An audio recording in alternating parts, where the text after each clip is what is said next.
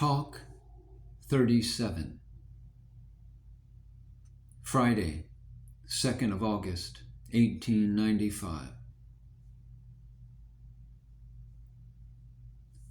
Nishtha, the devotion to one ideal, is the beginning of realization. As the saying goes, take the honey out of all flowers, sit and be friendly with all, pay reverence to all, say to all, yes, brother, but keep firm in your own way.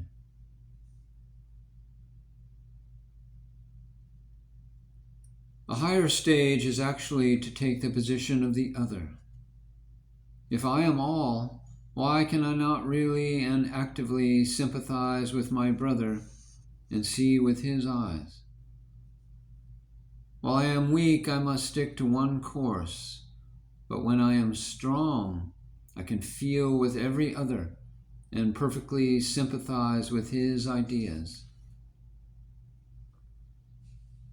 The old idea said, develop one idea at the expense of all the rest. The modern way is harmonious development.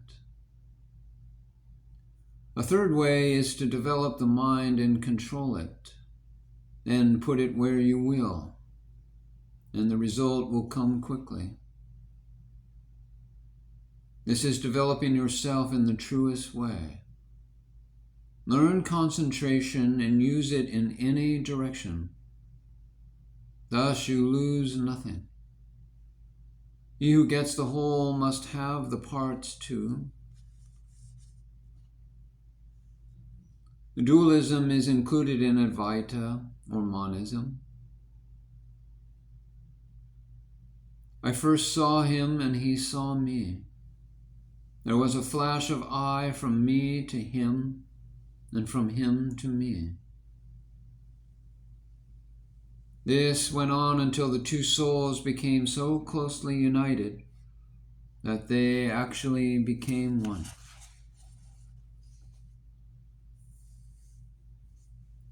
There are two kinds of samadhi: concentrating on myself, then I concentrate, and there is a unity of subject and object.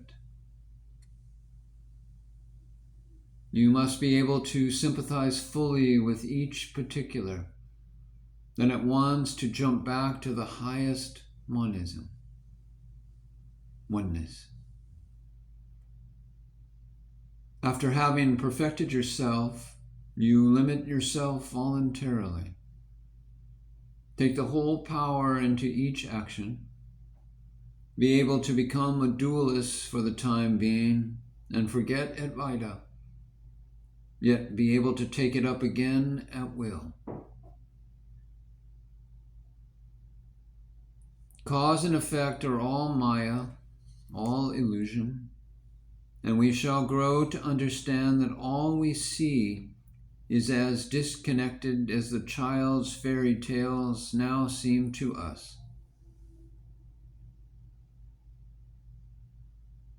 There is really no such thing as cause and effect, and we shall come to know it.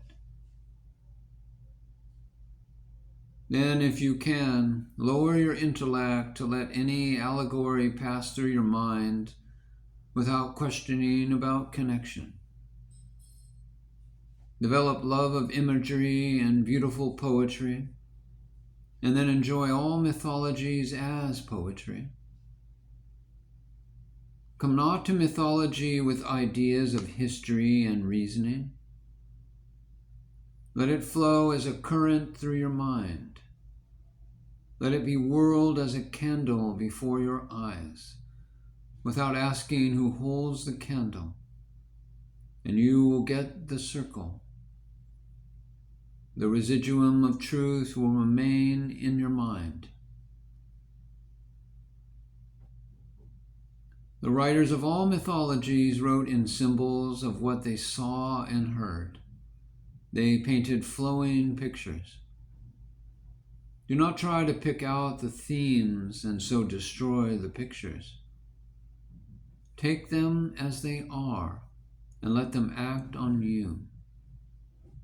Judge them only by the effect and get the good out of them. Your own will is all that answers prayer. Only it appears under the guise of different religious conceptions to each mind. We may call it Buddha, Jesus, Krishna, Jehovah, Allah, Agni, but it is only the self, the true I. Concepts grow, but there is no historical value in the allegories which present them. Moses' visions are more likely to be wrong than ours are, because we have more knowledge and are less likely to be deceived by illusions. Books are useless to us until our own book opens. Then all other books are good so far as they confirm our book.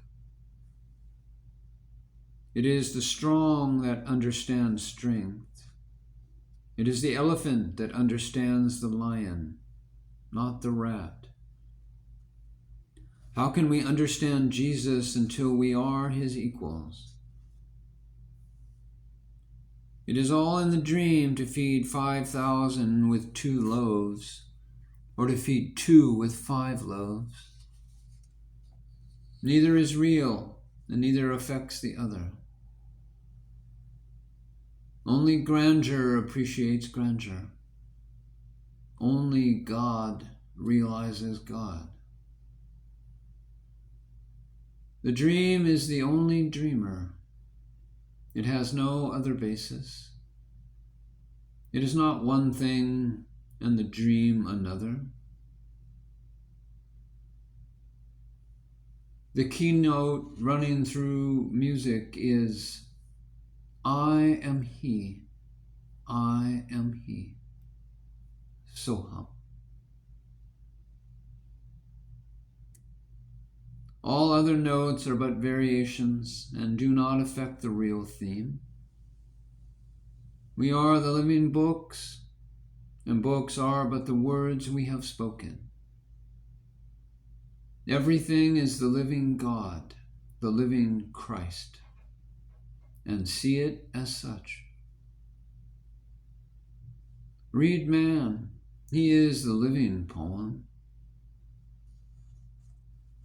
We are the light that illumines all the Bibles and Christs and Buddhas that ever were. Without that, these would be dead to us, not living. Stand on Atman, your own true self. The dead body resents nothing. Let us make our bodies dead and cease to identify ourselves with them.